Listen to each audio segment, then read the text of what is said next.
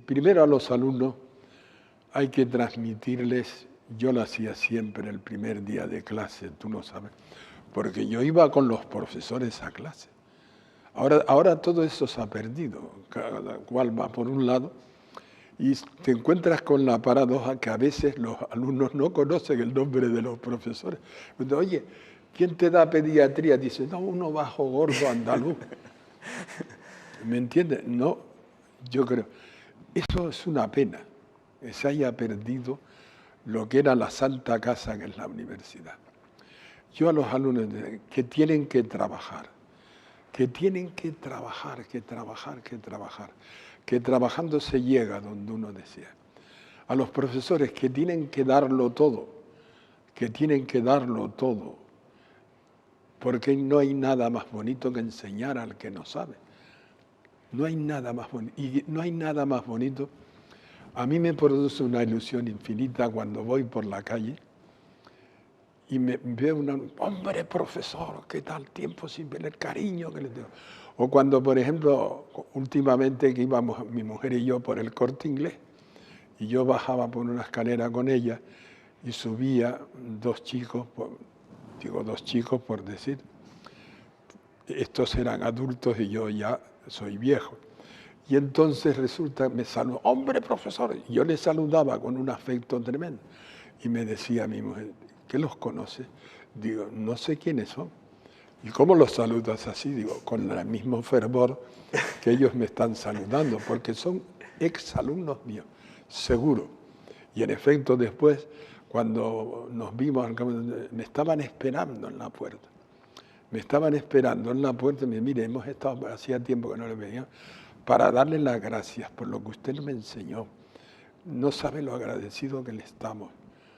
A uno, cuando eran los exámenes orales, lo tuve uno de ellos, que es pediatra, un famoso pediatra de Barcelona, era un examen oral, y es curioso la psicología de las personas. Lo tuve 3/4 de hora examinando. Era oral y le salía vía piramidal. No se la sabía. No se sabía la vía piramidal.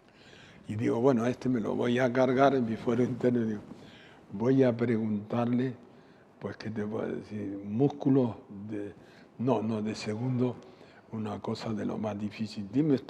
Hábleme usted del sistema extrapiramidal, que en aquella época era un poco muy complejo. Y el alumno pum, me contestaba. Volvía, le decía, a ver, dígame usted la vía auditiva. No se la sabía. Le decía, a ver, desarrollo del sistema nervioso, inductores. Pum. Hasta que le dije ya, oiga, pero ¿cómo se sabe usted esas cosas? Y yo dice, no, es que yo solo estudio lo que me gusta. Así no llegará usted lejos. Bueno, en total, que estábamos 3/4 de hora, yo no sabía qué hacer con él. Y entonces me alegro de haber tomado una decisión. Le dije, mire, yo con usted no sé qué hacer. Le soy sincero. Y como no sé qué hacer, le doy el beneficio de la duda y le voy a probar.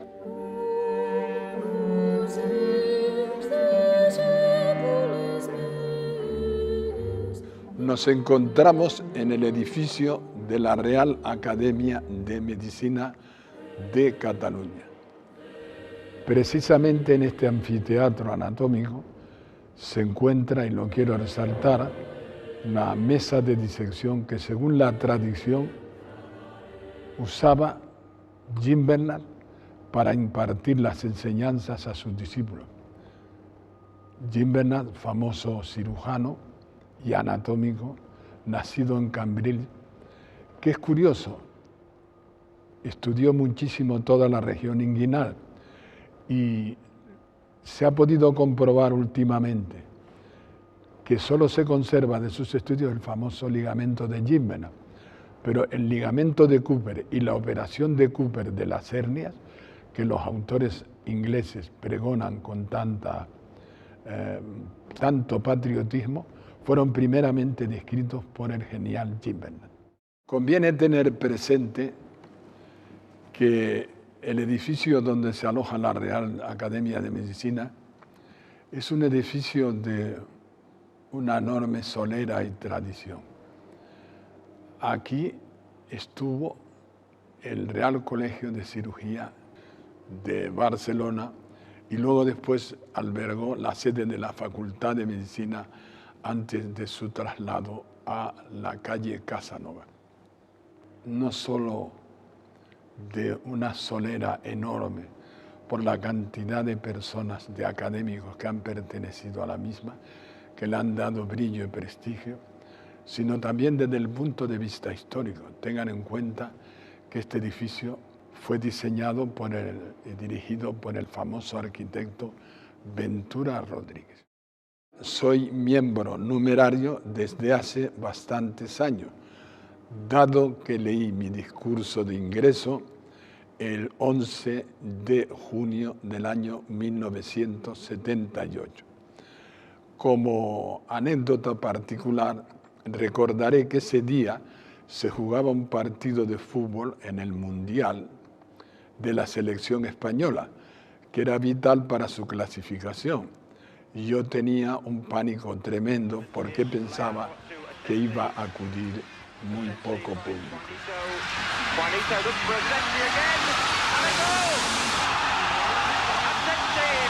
Espero que no aburriera a las personas que asistieron, que llenaron el anfiteatro, dado que mi discurso de ingreso versó sobre algunos aspectos experimentales de la morfogénesis de los miembros.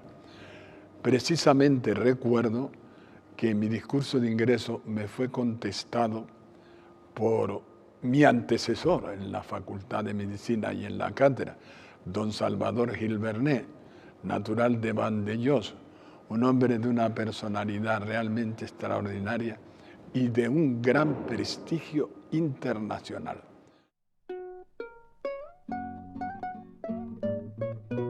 ¿Quién me iba a decir a mí, de pequeñito, en mi tierra natal, la isla de Gran Canaria, en la ciudad de Las Palmas, que iba a entrar en este santo edificio? En mi familia no había ningún antecedente de médico. Y yo llegué a la medicina por un fenómeno muy curioso, porque me daba cuenta que en Canarias, en la ciudad de Las Palmas, existía la tradición, en la época que el médico era casi venerado, que se guardaba una jofaina, una toalla y una, pastilla de jabón, el mejor, para que el médico cuando llegara observaba, exploraba al enfermo y entonces cuando terminaba le entregaban como si fuera un sumo sacerdote en los utensilios que acabo de mencionar. Naturalmente aquello me impactó de una manera bastante importante, de tal modo que a partir de aquel momento decidí estudiar medicina, teniendo en cuenta de que era una labor bastante áspera, porque en las Islas Canarias no existía facultad de medicina. Es curioso, la facultad de medicina se crea en las Islas Canarias, siendo yo ya catedrático de Barcelona, al año de ser catedrático de esta facultad. Y la facultad más próxima en aquellos momentos era la Facultad de Medicina de Cádiz, donde acudíamos la mayor parte de los canarios a estudiar medicina. Fue trascendental, porque los primeros días que entré en clase, contacté con un profesor o catedrático de anatomía, el que sería luego mi maestro, el profesor Francisco Ors Llorca, que por su comportamiento ante los alumnos y la manera, el cariño, la dedicación con que explicaba a sus alumnos, me cautivó y me dije para mí, yo tengo que ser lo que es este señor. Con gran desconsuelo de mi padre, porque mi padre, que era un hombre que se había hecho a sí mismo, tengan ustedes en cuenta que mi padre, cuando fue al cuartel, no sabía ni leer ni escribir. Ni leer ni escribir. Y en el cuartel le enseñaron a leer, a escribir y, como él decía, las 4 reglas, que era sumar, restar, multiplicar y dividir. Luego después el hombre, que era un hombre muy trabajador y de un empuje tremendo, digamos, elaboró una vida muy importante que nos ayudó a todos. Pero decía con gran descontento de mi padre, porque la ilusión de mi padre era que yo estudiara medicina para que fuera a ejercer a Las Palmas y él entonces probablemente compartir la consulta conmigo, porque era un hombre de un empuje tremendo y cuando yo estudiaba 3er año de medicina, yo ya sabía lo que pretendía hacer, pero mi padre me tenía puesto el despacho y la clínica y todo para que cuando yo terminara me fuera a Canarias. Yo, como mi padre era un hombre de un temperamento poco dialogante, digamos, así como mi madre era otra cosa, pues yo no le decía nada, pero yo sabía que la isla se me había quedado pequeña. Yo sabía que yo iba a ir a la isla en momentos puntuales durante las vacaciones, pero no iba a vivir fundamentalmente porque quería ser lo que era mi maestro. Y tuve la enorme suerte de que le pedí trabajar con él, me aceptó con un cariño inmenso y cuando estudiaba 3º de medicina me dijo: Ruano, me voy a Madrid trasladado. Me gustaría que usted viniera conmigo. Pero es curioso, me dijo una frase que pronunció Winston Churchill y que ha hecho fortuna. Desgraciadamente solo le puedo ofrecer sangre, sudor y lágrimas. Y yo, como lo que me interesaba era estar al lado de aquel hombre de ciencia, no pensé ni en la sangre, ni en el sudor, ni en las lágrimas. Y me embarqué en la aventura de ir a Madrid. Justo es decir que mi padre nunca me dijo: ¿por qué haces esto? ¿Por qué haces lo otro?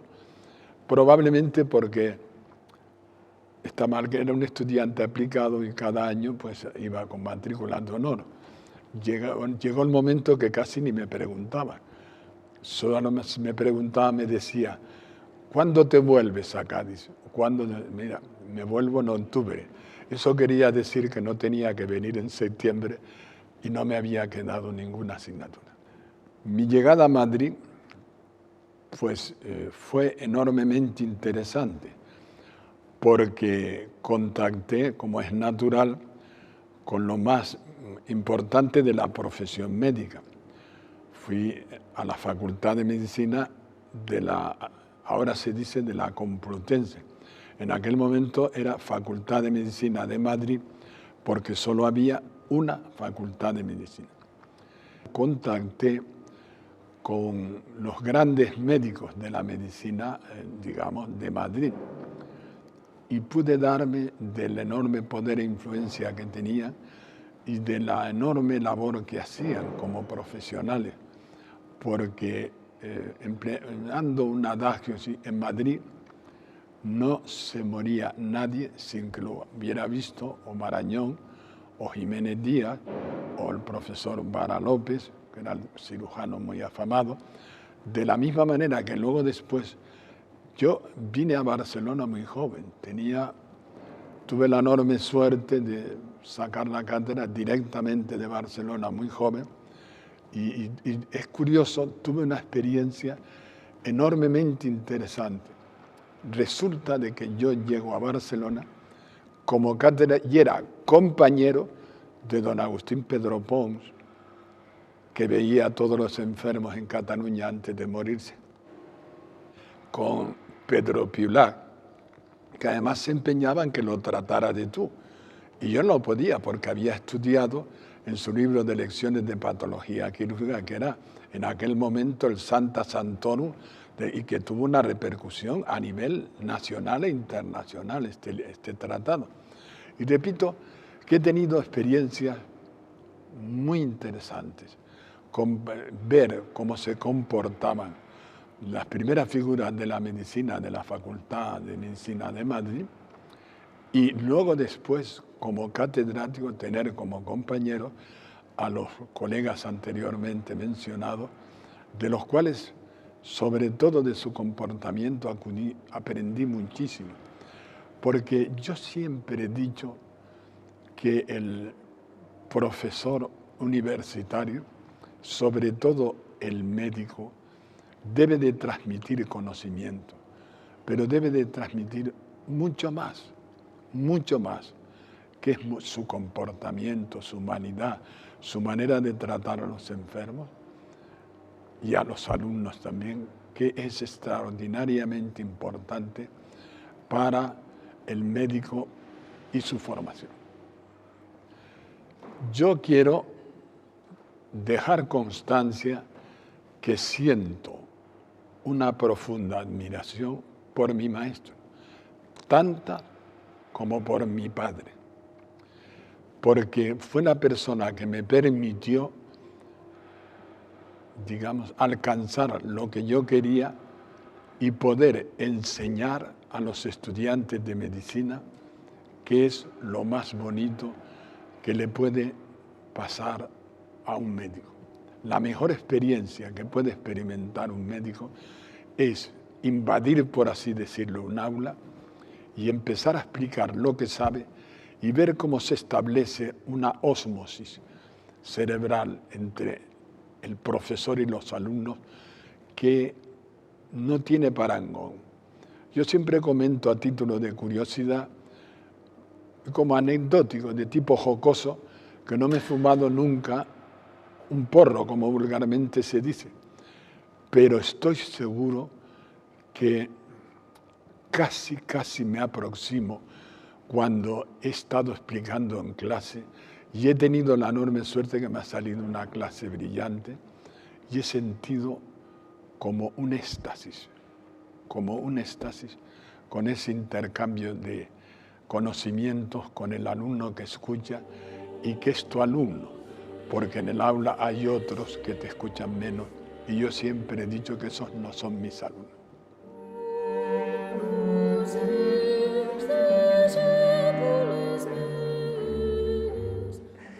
Yo le conozco a usted desde, creo yo, más o menos hace 35 años. Para mí cambió mi vida. Yo cuando entré en la Facultad de Medicina tenía muchas dudas, esto se lo he comentado muchas veces, ¿verdad? Y con una conversación con mi padre, él me animó, yo quería estudiar el cerebro y creía que tenía que ser la Facultad de Biología la que me permitiría pues, estudiar este órgano fabuloso, y él me convenció que sería medicina. Y recuerdo, pues hace 34, 35 años, en segundo de medicina, sus espectaculares clases. ¿Usted qué recuerda de aquel momento? Mira, lo que siempre he dicho y lo que más recuerdo era lo que disfruté dando esas clases.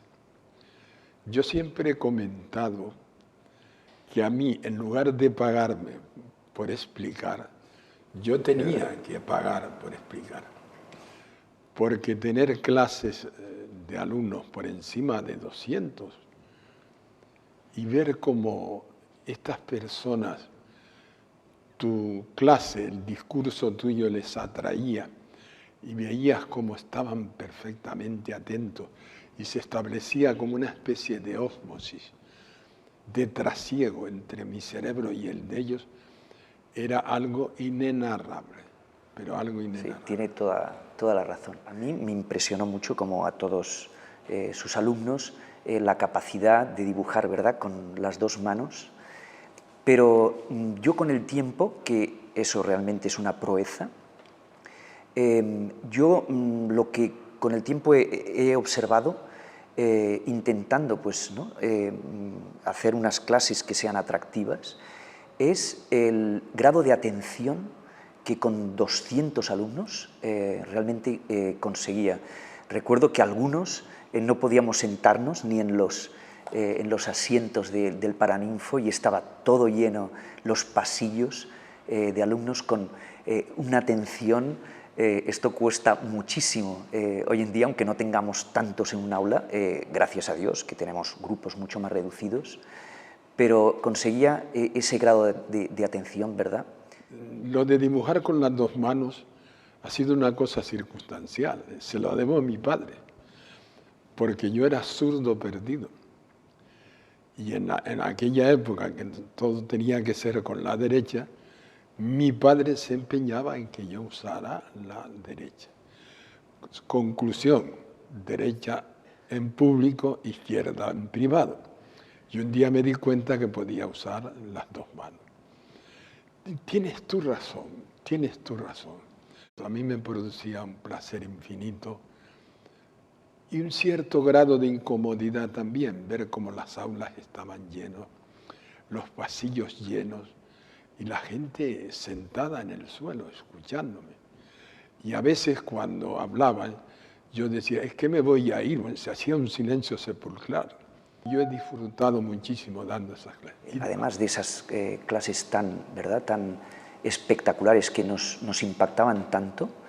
Lo de la atención de los alumnos viene derivada de una técnica que no es mía, que es de mi maestro, mi gran maestro, el profesor don Francisco Ors Llorca, que consistía en hacer el dibujo mientras explicabas. De esta manera tú tenías la atención del alumno concentrada en tu clase y cumplía varios cometidos. Primero, enseñarle y que aquello le fuera drenando. Sí, segundo, tener la atención expresamente, digamos, captada por el que explicaba, porque mientras iba haciendo el dibujo, él se iba percatando de la importancia que tenía aquel dibujo para el esquema. Porque habían otros profesores que hacían dibujos, pero eran dibujos estáticos. Yo he visto incluso gente, perdón por lo de gente, es decir, en Canarias decimos gente en sentido casi hasta cariñoso.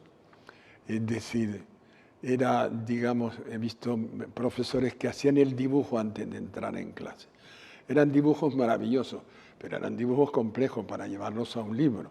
El dibujo que yo hacía siguiendo la escuela, que quizá yo perfeccioné un poco, lo bueno es que era un dibujo simple, que lo podía hacer cualquiera en su casa, lo podía hacer en el aula y cualquiera en su casa. Y claro, es mientras se hace, se aprende. Yo creo que introdujo sistemas revolucionarios para enseñar. En sus clases lo que introdujo sobre todo fue la anatomía funcional.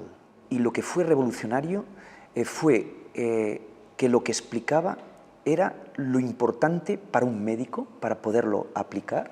Y luego el aspecto embriológico, el explicar una forma desde su desarrollo embrionario y que usted hizo a partir de la escuela de Ors Llorca, ¿verdad? Y con una embrioteca que tenemos y que disfrutamos desde que usted la montó aquí en el departamento. ¿Qué decir de la anatomía funcional? Bueno, no es un secreto. Yo no soy, digamos, el padre de la introducción de la anatomía funcional en España. Quien introduce la anatomía funcional, y en esto quiero ser, es mi maestro, don Francisco Ors Llorca, que toma las ideas de Braus y Benighoff, ahí el tratado me parece que está por aquí, de Braus y Benighoff, que son de tipo donde se explica el cómo, por qué y para qué de la forma. Eso es el detalle. El detalle que Ors, y yo siguiendo a Ors, captamos de Braus y Benighoff. Cómo llega la embriología, el cómo, la adaptación funcional y para qué sirve, qué utilidad tiene dentro de la carrera de medicina. Que realmente fue el profesor Ors el que introduce esos estudios funcionales aunque yo los perfeccioné algo. Y ahora que estamos en este entorno, ¿no?, también los grandes cambios que ha sufrido, ¿no?, la enseñanza práctica en las salas de disección, desde aquella sala tan impresionante que había antes de las obras, todo se ha hecho, ¿no?, más pequeño, más funcional, y lo importante que es para los alumnos, ¿no? Yo creo que cuando entran en contacto con la anatomía lo expresan ellos, ¿no?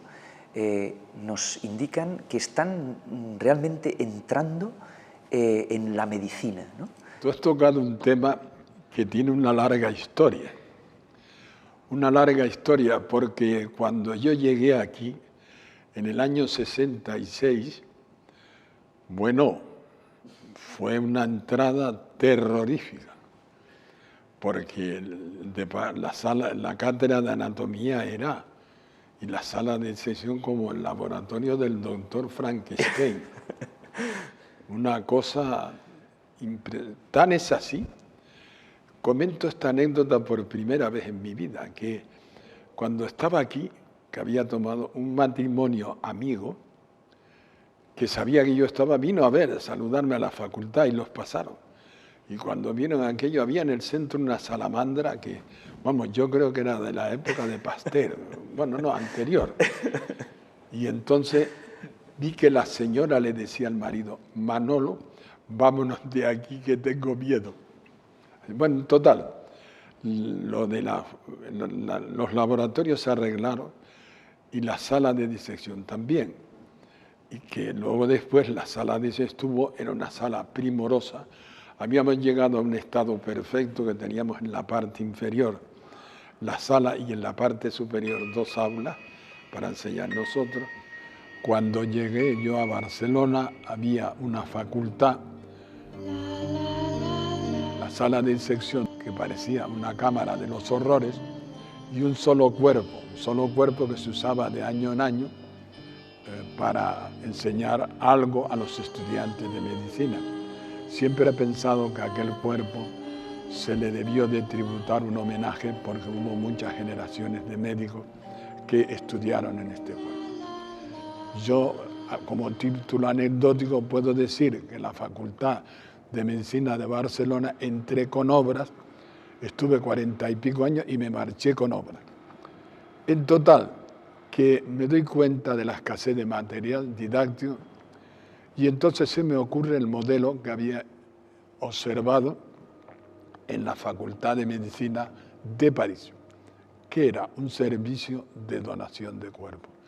Un servicio de donación de cuerpos que con propaganda en la televisión, cuando en aquel momento era incipiente, sobre todo en la radio, en esos seriales que se emiten en la radio, que escuchan todas las personas de edad, pues yo acudía, me invitaba, y en la prensa también, y establecimos, digamos, una especie de difusión del Centro de Donación de Cuerpos, que todo, hay que decirlo, ha tenido una enorme, yo diría, explosión, emplearía este término, en Barcelona y en Cataluña, y en España, y en Europa, porque es el mejor servicio de donación, según mi opinión. Tengan en cuenta que para padres no hay hijos feos.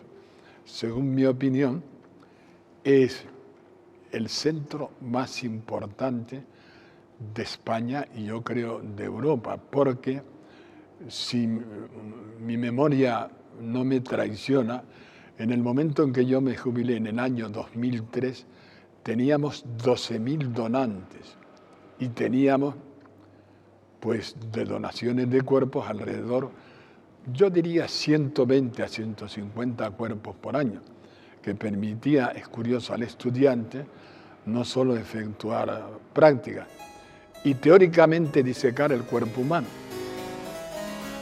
Han habido muchos cambios, ¿no? Este tipo de docencia... Y no para bien. Allí donde un alumno quiera aprender y un profesor tenga la vocación de enseñar, existirá la universidad. Eso es elemento clave. Los tiempos están cambiando, ¿no? somos privilegiados porque podemos hacer las cosas con, siempre lo decía, ¿no?, con una simple tiza, ahora con tecnología, y posiblemente el gran privilegio de tocar, ¿no? Somos de los pocos que podemos tocar la materia que enseñamos, ¿no?, tocar el cuerpo humano, conocer sus distintas partes de primera mano, y no solo de forma proyectada, incluso que es importante, ¿no?, de forma virtual, sino realmente tocando el objeto de nuestro estudio, ¿no?, los huesos, el cuerpo humano. Bueno, tú has tocado un tema que yo no me explico por qué se ha perdido. Cuando yo llegué ya había desaparecido, pero había en la enseñanza de la anatomía un método, no sé por qué se llamaba del segoviano, probablemente porque Segovia era una zona deprimida y aportaba mucha gente a Madrid. Y era gente que era contratada por la Facultad de Medicina para llevarlos a clase el profesor de anatomía y explicar anatomía de super, y explicaba cómo se palpaba tal, cómo tal. Y no sé cómo se ha perdido eso.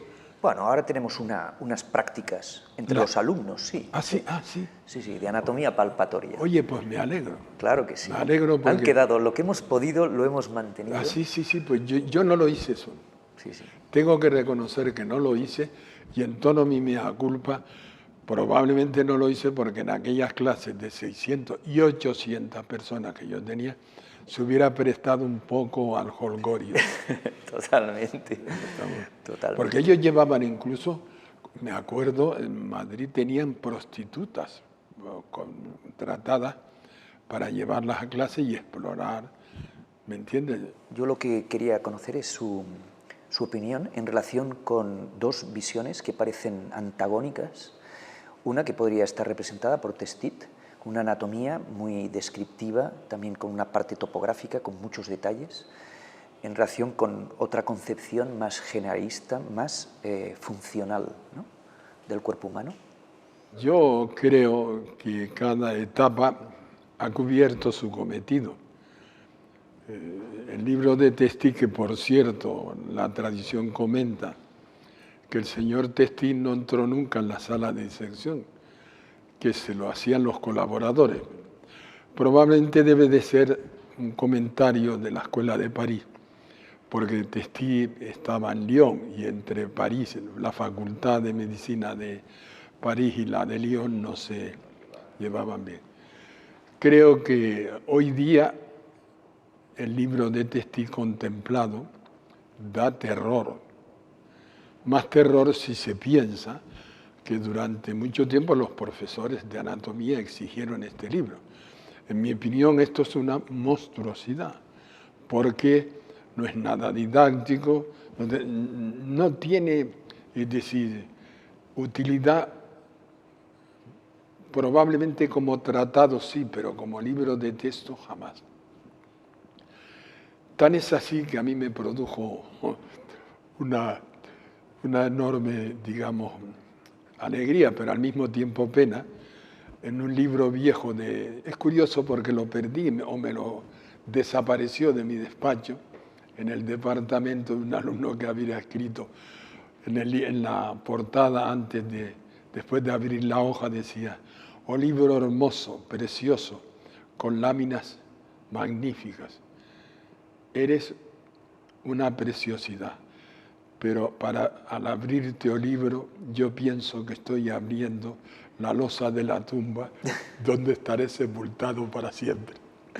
Bueno, independientemente de estos comentarios jocosos, creo que Testit cumplió su cometido, es decir, reintroduce una orientación besaliana de la anatomía, a pesar de que, claro, no sé por qué el libro de Testit tuvo predicamento, pero hay un libro precioso de Poirier de anatomía, precioso, con unos esquemas tremendos, que sin embargo no tuvo, desapareció. Probablemente, como se ha dicho por algún comentario, porque en aquel momento el editor del textil tenía, digamos, mayor visión o proyección comercial. No cabe la menor duda, no cabe la menor duda de que el libro de Braus y luego después el de Benioff, con la orientación funcional de la anatomía, representa un hito y una orientación tremenda. Representa un hito y una orientación tremenda de la cual los anatómicos españoles tuvimos una gran suerte, porque Ors, que ahora comentaré, que había estado en Viena con Fischer, el famoso embriólogo, que murió, por cierto, de un coma hipoglucémico, y muy pronto, ya verás por qué hago este comentario, toma esto, casado con la alemana, habla el alemán, ve el libro de Braus, ve luego después el de Benioff, lo toma como tal, y entonces, ojo, mezcla la base morfológica con la base funcional de la anatomía. Pero no solo se detiene en ello. Como él había estado con Fischer en Viena, que iba a editar su famoso libro, un libro que es curioso, ha desaparecido, libro de embriología de Fischer, que era el ABC en Europa. Lo iba a editar con Ors. Le tomó tanto cariño, pero murió de un coma hipoglucémico, como ya comenté. Entonces, ¿qué hacer? Él construye un edificio sobre 3 cimientos. Lo que es la forma bella, transformada en bella, la orientación funcional de la misma, que le dan Braus y Benioff, y luego la orientación de Ors, la combinación con la embriología general y especial, que como es natural, da una idea todavía muchísimo más bella de lo que es la anatomía. Porque entonces se asiste a como una forma tan simple. Algún colega comentaba antes, hay que ver el lío que han dado 2 células, 2 simples células. Digo, hombre, tan lío que todo lo que es el mundo es el ser humano. Y entonces... Aquí tenemos un entonces embrión. Resulta de que él combina y tal. ¿Y qué misión tiene esto? 2 misiones muy buenas, que tuvieron un gran predicamento. Es decir, la embriología, ver cómo se forma el cuerpo humano. Ver la columna vertebral es así porque se ha formado así. Y amigo, cuando se perturba, allá hay malformaciones. Y nosotros hemos descrito aquí, por ejemplo, malformaciones congénitas de un enorme interés en el laboratorio. Fue la tesis que dirigió el doctor Gousen con el doctor de la Universidad Internacional de Cataluña, que fue vicerrector, Félix Cruz, sobre un cíclope con un solo cristalino, que es dificilísimo encontrar un ejemplar de eso. Y claro, ¿cómo se lo? Pues cogiendo embriones humanos procedentes de donaciones del hospital y cortarlos, como aparece aquí, de una manera seriada. Porque de esta manera tú puedes contemplar todo el cuerpo humano en desarrollo, desde la parte superior a la parte inferior. Aquí y además teñidos por diferentes métodos, que como es natural, es decir, que era el sistema nervioso, la plata de Bielchowski, el otro la hematoxilina, bueno, en fin, los diferentes métodos que permiten observar y apreciar con claridad los detalles embriológicos y la evolución que van experimentando. Porque lo bueno es tener una embrioteca como la que yo dejé aquí, no sé cómo estará ahora. Conservada. Yo dejé una embrioteca con 30 y pico, bueno, era la segunda más grande de España. La primera era la de Ors, la segunda era la nuestra. Pero claro, Ors me ganaba en años. Y tiene malformaciones interesantes esta colección. Es decir, que esa es, en mi opinión, el enorme mérito. Forma, función y envejecimiento. Por eso yo creo que han habido también cambios que han sido importantes, la introducción de tecnologías que permiten exponer los mismos conceptos funcionales, embriológicos, en menos tiempo y con muchísimas más prácticas. Más o menos en el centro del cerebro. Vamos a coger un corte típico del centro del cerebro y la manera más pedagógica de empezar pues es por la línea media, que tenemos el sistema, ¿cómo se llama? El sistema ventricular. El sistema ventricular. La ventaja de este programa es que, además de ver la seccional, en esta parte de aquí que pone modelos, lo que vamos a hacer es seleccionar los ventrículos cerebrales, porque ocupan, ¿verdad? Y podemos ver cómo este sistema, este ventrículo, que nos cuesta, ¿verdad?, pensar tridimensionalmente cómo es, vemos que encontramos el ventrículo arriba, en la parte superior, y también lo encontramos en la parte inferior. Sí, sí, nosotros lo que hemos llevado es un poquito más allá, ¿verdad?, esas técnicas. Una de las cosas que yo pienso que se debía de hablar fueron de las líneas de investigación que se hicieron mientras yo estuve aquí, porque yo nunca permanecí quieto, ni nunca permití que los que trabajaban conmigo estuvieran quietos. Yo siempre di, como dirían, oportunidades a todo el que vino. El doctor Arroyo, que murió lamentablemente, que era un entusiasta, iba todos los días, los domingos, a la plaza de toros para coger los cerebros de los toros. Y estudiar su diferencia, ¿verdad?, con los animales que además se domésticos. encontraron bastante diferencias, hizo cosas interesantes. Pero en la época que yo me jubilé, había aquí bastantes líneas de investigación. Estaba la línea tuya, de neuroanatomía de comparada. neuroanatomía, la del doctor Yusá, del aparato locomotor, estaba la del doctor Monzón sobre problemas de cuerpos embrioides. Y aquí me acuerdo que una vez hicimos un curso de hombro, que vinieron los principales artroscopistas de los Estados Unidos. Conseguimos instalar 10 hombros donde operaban estos colegas, nosotros participábamos explicando y se transmitió a una sala de la Facultad de Medicina y al colegio, salón de actos del Colegio de Médicos. Aquello fue, desde luego, un bombazo. Esto en el fondo son paredes, ¿no? Exacto. Que pueden ser más grandes, más pequeñas, pero la esencia no son solo las paredes, es el servicio de donación que... Yo he conseguido crear un servicio de donación de cuerpos que lo empezamos el año 67. Y merced a, ¿cómo diría yo?, el savoir-faire de la sociedad catalana, que es una sociedad enormemente actualizada y altruista. Enormemente y altruista, Sí. Ha tenido una repercusión tremenda. Y eso nos permitía que no solo dar enseñanza a los alumnos, podíamos darle más, pero como los otros colegas, ¿me entiendes?, les explicaba otras cosas, clases más teóricas, nosotros no podíamos darles las prácticas totales, porque el ideal era que cada alumno disecara un cuerpo al año. Lo podíamos hacer, pero muchas veces no lo podíamos llevar a efecto.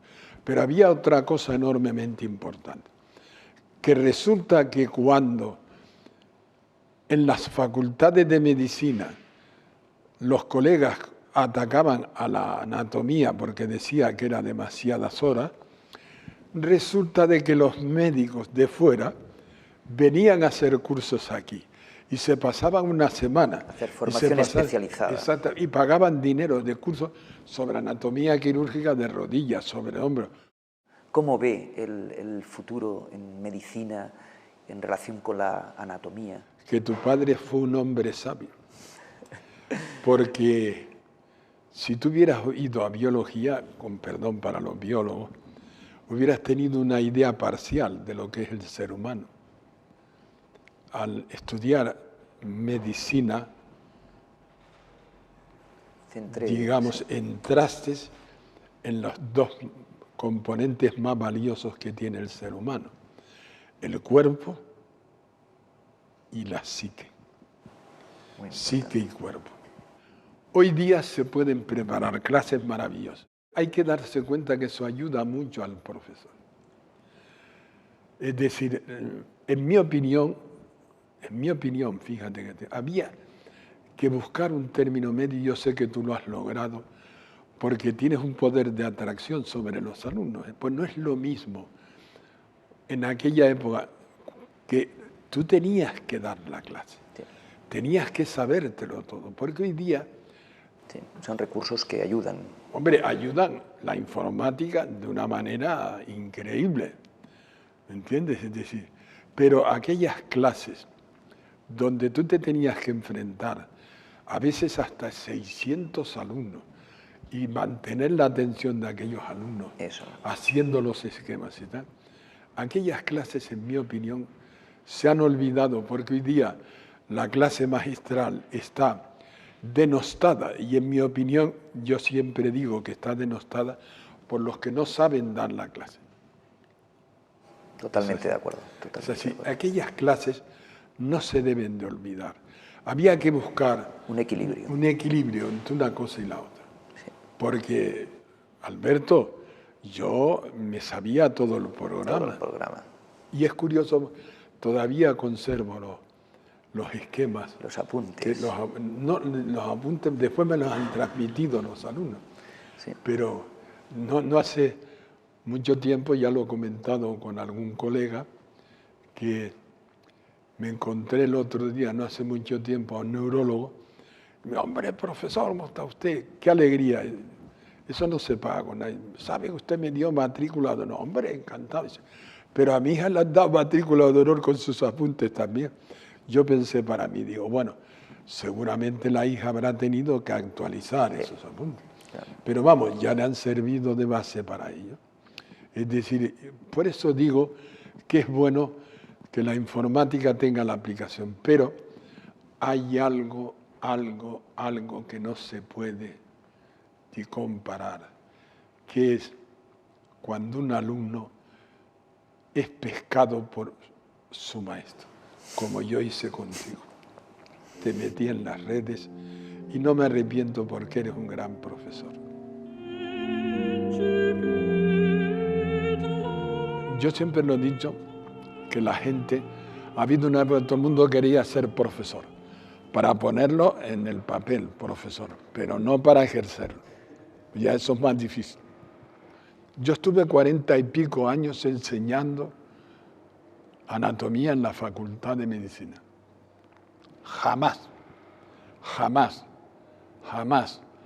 mai, y lo digo en catalán, la administración me preguntó, por lo menos, aunque solo fuera por protocolo, nunca me preguntó, bueno, hombre, venga usted aquí, profesor, ¿cómo explicaría usted esto? ¿Cómo haría usted este plan de estudio? La mayor parte de las veces los planes de estudio los hace la administración o muchas veces algunos colegas que tienen influencia en la administración. Se podrán hacer planes de estudio los que quieran. Podrán darle a los profesores las horas que quieran. Pero hay una cosa importante, que con cualquier plan, el profesor que sienta amor y quiera enseñar en la docencia, con cualquier plan de estudios hará una labor extraordinaria.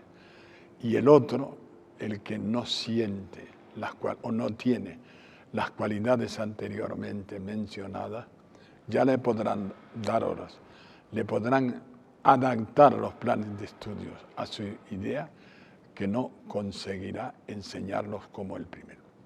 Por ejemplo, yo fui el primer catedrático, director del departamento, que por oposición, un señor veterinario entró en nuestro departamento, el profesor Gobsen.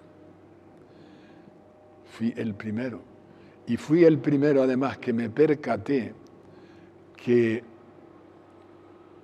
por ejemplo, la anatomía del aparato locomotor, yo la podía explicar con todo género de detalle. Pero era el traumatólogo el que podía enseñarlo con mejores aplicaciones que podíamos hacer los anatómicos puros. Un fisioterapeuta explica la anatomía con mayor proyección práctica que un médico. Yo no tengo ningún reparo. De la misma manera que una enfermera puede explicar la anatomía que interesa en enfermería con muchísimo mayor interés y repercusión que puede hacerlo el propio catedrático de anatomía. Cuando hacía referencia al papel de mis colaboradores en la creación del servicio de donación de cuerpos y también de la sala de disección, quiero resaltar que hemos hecho de todo en la sala de disección. Tanto mis colaboradores como yo hemos a veces pintado y hemos incluso hasta barrido, cosa que no hemos hecho jamás en casa. Probablemente nuestras mujeres, si lo hubieran visto, se sentirían muy descontentas. Podríamos decir que mis colaboradores en la sala de disección han hecho de todo menos el papel de cadáver. Que el éxito de este servicio de donación de cuerpos no se debe a mí. Yo he sido el impulsor. El éxito de este servicio de donación de cuerpos lo tienen todos mis colaboradores. Yo quisiera, por la parte que me atañe a mí y a todos los profesores de anatomía, rendir un sentido tributo a todas aquellas personas que han tenido la gloria de ser donantes de una sala de disección, porque han cumplido con el deber más sagrado de todo ser humano, enseñar al que no sabe, prestándose lo más preciado que es el cuerpo humano que albergó los mejores sentimientos, aunque a veces también los sentimientos más malvados. Pero prefiero como médico acordarme de los primeros y estoy seguro que con el tiempo la humanidad habrá progresado tanto que los malvados habrán desaparecido.